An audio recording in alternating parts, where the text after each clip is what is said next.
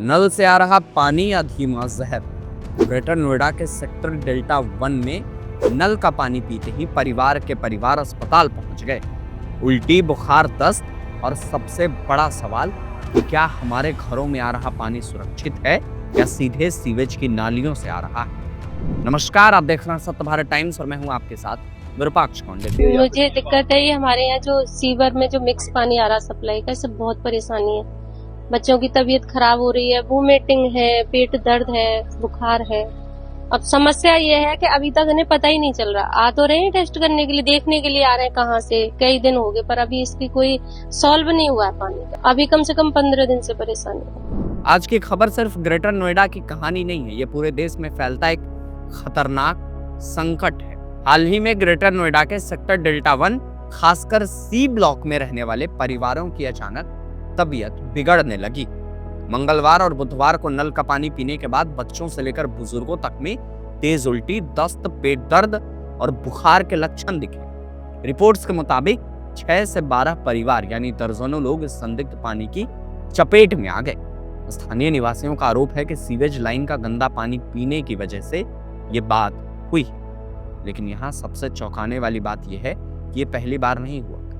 Greater Noida से पहले इंदौर के भागीरथपुरा इलाके में यही हादसा हुआ था।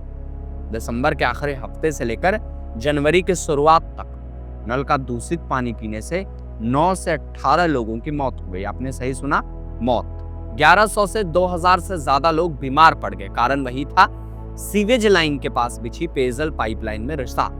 गंदा पानी सीधे घरों के नलों तक पहुंच गया। और ये सिर्फ इंदौर की बात नहीं है। गुजरात की राजधानी गांधीनगर में सेक्टर 24, 26 और अटीवाड़ा इलाके में 70 से 100 से ज्यादा टाइफाइड के मामले सामने आए। यहाँ भी वही कहानी, पाइपलाइन लीकेज, सीवेज का पेयजल में घुसना और हजारों परिवारों का स्वास्थ्य दांव पर। राष्ट्रीय मानवाधिकार आयोग ने गांधीनगर मामले में स्वतः संज्ञान लेते हुए गुजरात सरकार से रिपोर्ट भी मांगी। एक विश्लेषण के मुताबिक सिर्फ दिसंबर 2025 से 7 जनवरी 2026 के बीच यानी महज 2 हफ्तों में देश भर में दूषित नल के पानी से 5500 से ज्यादा लोग बीमार पड़े। 19 लोगों की मौत हुई। ये क्या एक संयोग है या हमारे देश की जल आपूर्ति व्यवस्था में कोई बुनियादी खामी? अब बात करते हैं ग्रेटर नोएडा के ताजा स्थिति की। वहां के स्थानीय लोगों का साफ आरोप है कि सी ब्लॉक के पाइपलाइन में रिसाव है। सीवेज ओवरफ्लो की समस्या यहाँ पहले से चली आ रही है। गंदा पानी पाइपलाइन में घुसा और परिवार बीमार पड़ गए। लेकिन ग्रेटर नोएडा औद्योगिक विकास प्राधिकरण यानी JNIDA का कहना है कि अब तक के परीक्षणों में पानी साफ निकला है। सीवेज मिलने की पुष्टि नहीं हुई।